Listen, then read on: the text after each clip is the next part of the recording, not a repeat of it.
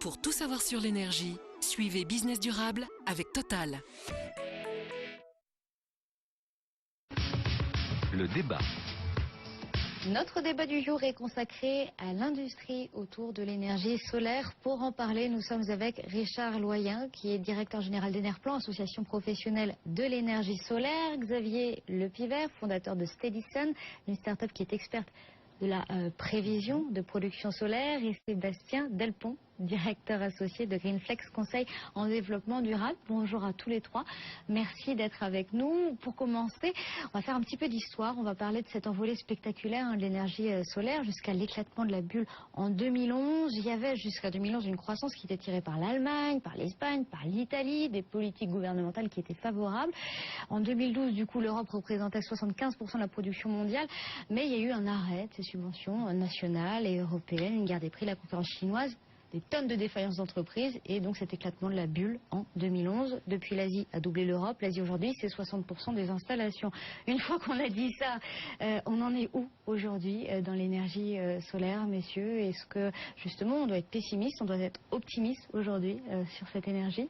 Alors, nécessairement optimiste. Richard Loyen. Bonjour. Le prix depuis 2011, le prix des panneaux solaires était divisé par 5. Donc finalement, il y a eu trop d'aides. Une bulle, ça veut dire qu'on a mis trop d'aides publiques. Elle a fini par éclater. C'est dommage que ça ait été mal piloté en amont.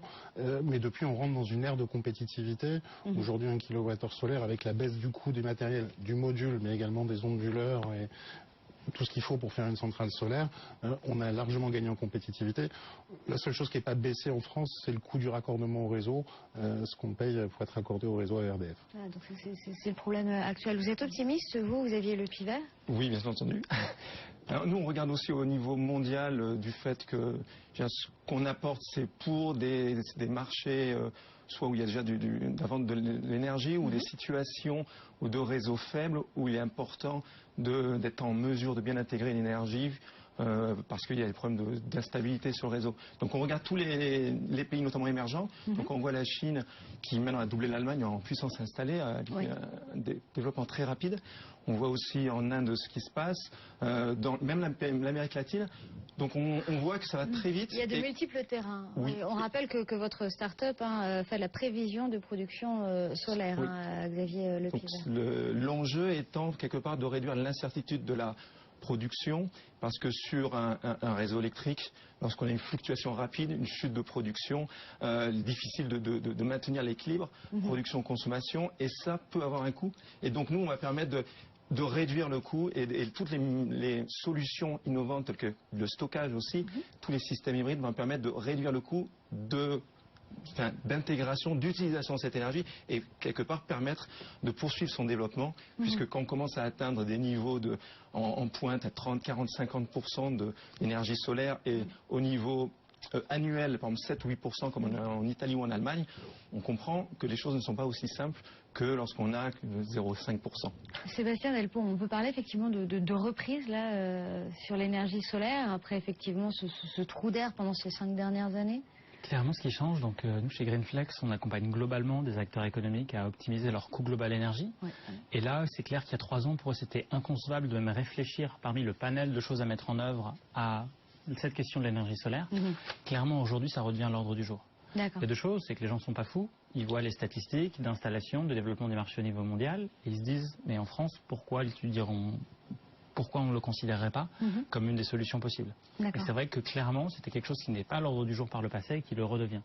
Et il y a un autre phénomène qui accroît ça, c'est qu'il y a de plus en plus une position proactive des acteurs économiques vis-à-vis de ces questions énergétiques. Par le passé, j'étais raccordé, je me posais peu de questions sur mes coûts et cette question. L'ouverture, en tout cas, de la dérégulation du marché de l'électricité notamment, en tout cas, a forcé les entreprises à réfléchir de façon proactive à cette question énergétique. Comment je reprends en main ces questions-là, les questions d'efficacité énergétique. Et l'élan, en tout cas aussi, chez un certain nombre d'acteurs économiques de la COP21 est passé par là. Bien sûr. La temporalité concomitante de ces sujets-là. Et les gens se disent, voilà, qu'est-ce que je fais de mon énergie? Qu'est-ce que je développe? Et il y a certainement des choses à faire autour du solaire. Oui, ça, vous croyez vraiment que ça rentre dans les mentalités des gens avec En tout cas, clairement, c'est des discussions que les gens n'avaient pas il y a quelques mois. Les projets ne sont pas encore sortis de terre, mais on nous demande de réfléchir comment ça fait sens dans mon organisation. Et c'est là qu'on commence à réfléchir quel mode de financement, quel modèle d'affaires, mais on est vraiment dans du comment. On n'est plus dans oui, oui ou non. Là, vraiment, les entreprises se posent la question du comment, parce qu'elles savent compter et elles se rendent compte que de plus en plus, un point qui a été exposé, c'est que voilà, les courbes de coûts se croisent entre les coûts de l'électricité réseau et les coûts de production photovoltaïque. Alors en tout cas, on voit ce moment arriver et les entreprises ne veulent pas arriver après que le train soit passé. Richard Loyen, je voulais réagir. Oui, les gens aujourd'hui ont envie de profiter durablement d'une électricité qui est peu chère, verte, produite localement. Valeur verte du bâtiment. Aujourd'hui, les foncières réfléchissent à comment je me remets à niveau. Et comment je me remets à niveau, je fais de l'efficacité et à un moment, je vais aussi produire pour répondre à une partie de mon besoin, sachant qu'aujourd'hui, on sait faire du kilowattheure à 10 ou 12 centimes en production locale, alors qu'on peut l'acheter à 16 centimes, par exemple, à son fournisseur d'électricité. Donc, on est déjà plus compétitif. Et par ailleurs, sur l'autre marché qui n'est pas celui du bâtiment, qui est celui de la fourniture d'électricité au réseau, aujourd'hui, il y a des appels d'offres qui sortent dans le monde. On fait du kilowattheure à 4 centimes d'euros, à 5 centimes, à 6 centimes. On est capable aujourd'hui de challenger le nucléaire, bien évidemment, nouvelle centrale à gaz, nouvelle centrale au charbon. Donc ça veut dire que les Chinois décident de faire moins de charbon, plus de solaire. Les Indiens, c'est pareil. On est sur un marché qui est sur le train du 100 gigawatts par an qui sera atteint avant 2020. Juste pour savoir, au début des années 2000, c'était 300 mégawatts, 0,3 gigawatts dans l'année. C'est un formidable terrain de jeu, tous les trois. On va en reparler dans quelques instants. À tout de suite. Business durable, le magazine des entreprises qui prennent soin de la planète. Pauline Tadevin sur BFM Business. On reprend ce débat sur l'industrie autour de l'énergie solaire. Nous sommes donc toujours avec Richard Loyen, directeur général d'Enerplan, Xavier Lepivert, qui est fondateur de Steadicen, et Sébastien Delpont, directeur associé de Greenflex.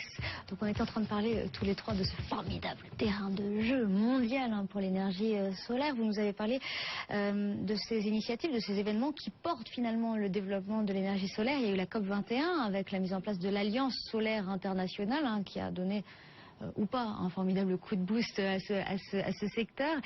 Ça consiste en quoi et est-ce que ça se met bien dans l'œuvre, cette alliance solaire internationale? Oui. Richard, vous arrivez à avoir il y a notamment Engie et Total qui sont particulièrement impliqués. L'idée, c'est d'avoir... Et qui portent ces projets et qui insufflent un mouvement. Mais l'idée aujourd'hui, c'est d'avoir un cadre qui soit homogène, où les financiers puissent avoir confiance pour prêter au meilleur prix pour la réalisation de centrales solaires. Aujourd'hui, le solaire est déjà compétitif partout en Afrique par rapport au diesel. Simplement, quand un Africain veut emprunter de l'argent, il paye son argent très cher et du coup, ça obère la compétitivité du solaire parce qu'on a un coût d'investissement qui est largement supérieur au coût de fonctionnement à l'OPEX. Donc, à partir du moment où on baisse le coût de la dette, c'est ce que vise en gros l'initiative solaire de l'Alliance solaire internationale, apporter le financement au meilleur niveau avec un cadre qui favorise un développement homogène, pas de barrières administratives. Faire de l'électricité la solaire la plus compétitive possible partout dans le monde, dans les pays riches de soleil, ça on sait le faire. Il suffit, on a la techno, on a les entreprises, les Français sont très bien positionnés en tant qu'intégrateurs de solutions, même si on ne fabrique pas énormément de panneaux solaires, on est capable de les exploiter, ces centrales, de prédire ce qu'elles vont apporter au réseau. Donc voilà, donc l'initiative elle prend corps, simplement entre un go qui a eu lieu en fin d'année dernière et encore tout récemment à New York, et puis les premières centrales solaires. Nous, on a un temps de déploiement qui est de l'ordre de 1 an et demi à 2 ans pour les premières centrales. C'est pas 10 ou 20 ans comme pour des centrales centralisées. Donc ça peut aller très vite, Xavier Lepivert. Les constructions des centrales sont très rapides. C'est vrai qu'il y a toute une partie amont où ça prend du temps pour obtenir toutes les autorisations, réglementations, le financement.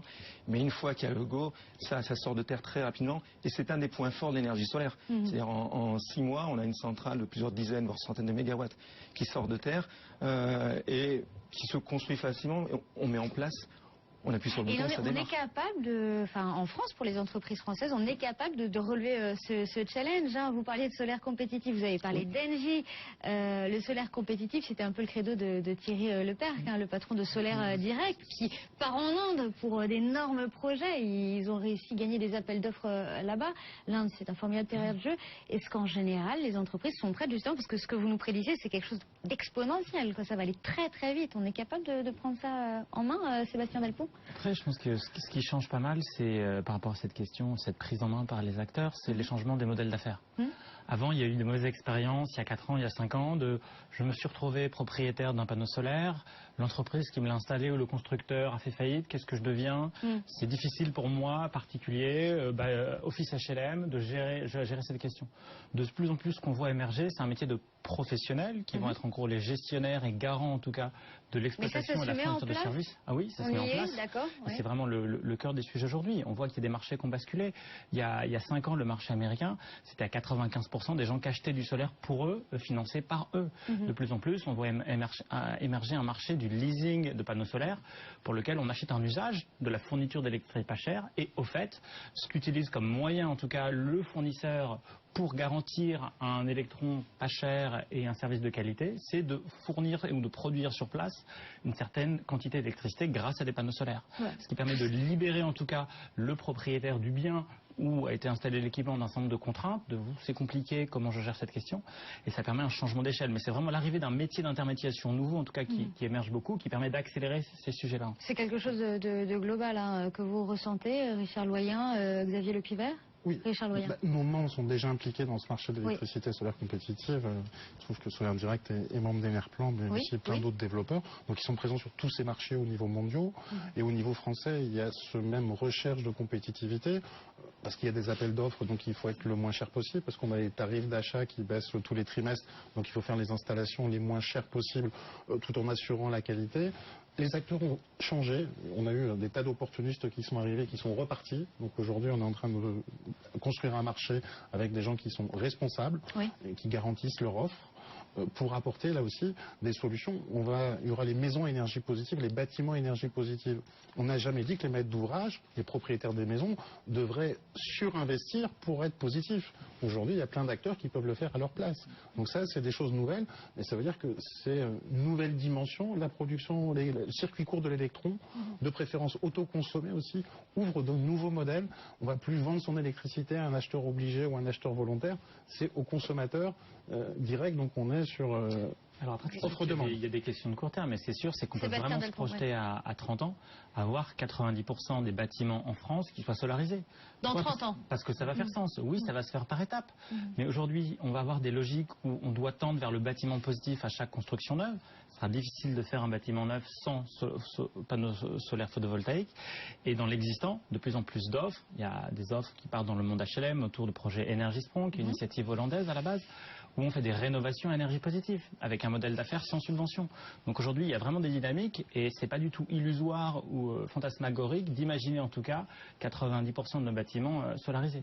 Alors après, il y a d'autres secteurs et d'autres usages, mais en tout cas, sur cet exemple du bâtiment, on voit que ça va prendre une échelle tout à fait nouvelle. Xavier Lepivert, comment vous le ressentez, tout cela, vous, en tant que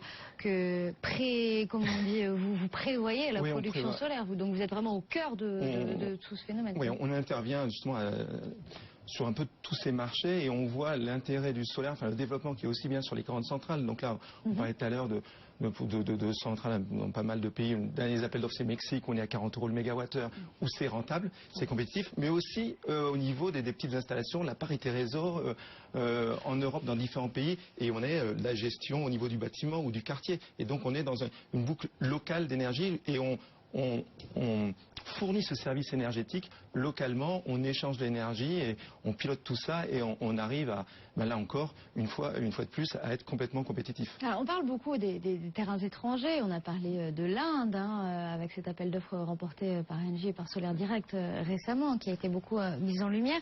On parle de l'Amérique latine tout à l'heure, on parle du terrain africain. Est-ce que le terrain de jeu de l'énergie solaire est davantage aujourd'hui à l'étranger qu'en France ou en Europe, ou est-ce que finalement on peut aussi penser à se développer dans une moindre mesure, à égale mesure? Comment on envisage tout cela? La grande différence par rapport aux autres pays, on va dire, émergents, c'est qu'aujourd'hui, il n'y a pas de contre-lobby. Ils ont besoin d'électricité. Donc finalement, ils ont besoin de mobiliser toutes les ressources. Tout. Là, ils ont besoin de tout. Il n'y a pas un électricien ou un autre qui serait contre le solaire et qui empêcherait que ça se fasse. Oui. C'est déjà la grande différence au niveau du jeu d'acteurs. Parce que là, aujourd'hui, on est en France sur un marché où, globalement, la consommation stagne ou va baisser. Et donc, c'est une question de part de marché. Voilà. Et tout ce que va gagner le solaire, on va le prendre à quelqu'un d'autre. Déjà, il ne faut pas se cacher. C'est le principal frein du développement du solaire dans les années qui viennent. C'est pas un frein économique. c'est un frein où d'aucuns n'ont pas nécessairement envie que ça se développe de façon très accélérée et qu'on soit dans une transition énergétique avec une solarisation rapide de l'ensemble des bâtiments. Néanmoins, l'économie à la vie dure. On prédit que le prix des panneaux solaires va encore baisser de 8 à 10% tous les ans pour les 10 prochaines années. Une étude universitaire, Oxford University, le justifie. Donc on va avoir un coût de kilowattheure qui va se rapprocher d'un coût marginal nul. Demain, les toits coûteront moins cher qu'il y a du solaire qu'avec des tuiles. Voilà. Donc, Le ça monde inverse de demain, c'est complètement la celui-ci. tendance, Donc, oui. oui, le Et terrain vous du dites, ça s'est français- passé à 10 ans? Ah oui, on est en train de parler d'à 10 ans. Sachant que l'autre fait, là, on est que de la consommation au fil du soleil. L'autre problématique, ce sera le stockage. Et aujourd'hui, la même courbe de prix, de baisse de coût, intervient dans le stockage, à la fois avec les véhicules électriques, qui demandent beaucoup de batteries lithium-ion, mais également avec le stockage géostationnaire pour la seconde vie des batteries de voitures électriques. Xavier Donc, Le Pivert, je vois réagir là-dessus. Oui, c'est que alors, sur le côté marché, on voit aussi l'impact du développement des énergies renouvelables sur le marché de l'électricité, qui a tendance à faire chuter les prix, parce que finalement, il y a déjà des acteurs qui sont installés, il y a des moyens de production, on a une consommation qui n'a pas augmenté, et avec des investissements, et du coup, tout ça génère une chute des prix qui fait que c'est plus difficile que dans des marchés émergents où au contraire il y a une demande qui s'accroît et du fait tout type d'énergie est bonne à prendre et on est dans quelque chose qui est peut-être plus sain d'un point de vue marché. Ensuite le stockage, l'aspect stockage qui est, si on regarde à nouveau l'Europe, mais en effet on développe des solutions où on va avoir chez soi l'équivalent d'un frigo de batterie avec du solaire en toiture. En effet, les coûts de stockage qui l'équivalent d'un diminuent. frigo en C'est solaire. ça. Ouais. Et des coûts qui diminuent, là encore on retrouve divisé par 2, peut-être dans 5 ans ou 10 ans, le prix du kilowattheure stocké. Est-ce que l'avenir du solaire, il va passer par les startups? En grande partie. Est-ce que c'est la multitude d'initiatives de startups qui peut développer ce par l'innovation. Oui. L'innovation, elle est dans les startups, elle est dans les groupes, elle est dans les entreprises de taille intermédiaire, industrielle, elle est partout. Donc oui, on a besoin des startups, mais on a, pourquoi pas qu'ils deviendront licornes, on a besoin des artisans aussi, des entreprises du bâtiment, un peu plus classiques, mais certes, mais c'est de l'électricité, c'est du génie climatique au sens large. Donc on est sur des métiers de base avec de la compétence solaire, beaucoup d'innovation, de R&D, et puis des capitaines d'industrie, parce qu'aujourd'hui on peut décrier les Chinois, mais derrière ils ont mis de l'argent sur la table pour augmenter la taille de leurs usines, et plus l'usine est grande, moins le panneau est cher. Mais on a des compétences en France. À Enerplan, vous mettez en lumière, il va y avoir le premier colloque national dédié à l'autoconsommation photovoltaïque. Ce sera le 25 mai prochain à Paris. Voilà, ce sera un rendez-vous. Ce sera un rendez-vous qui va appeler à se renouveler tous les ans parce que c'est l'émergence d'un marché. L'autoconsommation, ça correspond à la parité réseau. C'est que maintenant que le kilowattheure solaire vaut moins cher que celui qu'on vous vend en tant que compagnie d'électricité, quels sont les nouveaux business models qui s'ouvrent? Bon, et on verra C'est tout un ça. sujet clé, je pense, cette question de l'autoconsommation. Sébastien Delpont. Pour beaucoup de gens, il y a une incertitude, quel va être le cadre. Et aujourd'hui, ils ont en tout cas des expériences passées plus ou moins douloureuses autour de ces questions-là. Et ils ont vraiment envie de savoir dans quel cadre, si je produis mon énergie, dans quelle mesure je vais avoir à payer des taxes ou pas, comment, pourquoi. Donc est-ce que artificiellement, on va faire payer, en tout cas, si mon électron fait 5 mètres pour aller de la toiture, en tout cas à mon logement ou à la maison de mon voisin, est-ce que je vais payer la même chose que si, quand j'habite Marseille, j'ai de l'électricité qui vient de Cherbourg? Enfin, il y a des vraies réflexions autour de la tarification, en tout cas globalement de l'énergie, qui vont être absolument essentielles s'ils vont faciliter ou non le développement de ces énergies locales. Merci beaucoup, Sébastien Delpont, directeur associé de Greenflex, d'avoir été avec nous. C'est déjà la fin de ce débat, ça passe extrêmement vite. Xavier Le Pivert, fondateur de Stellison, merci d'avoir été avec nous. Également Richard Loyen, délégué général d'Enerplan, association professionnelle de l'énergie solaire. Merci à tous les trois pour ce débat. On en reparlera largement, j'imagine, dans Business Durable.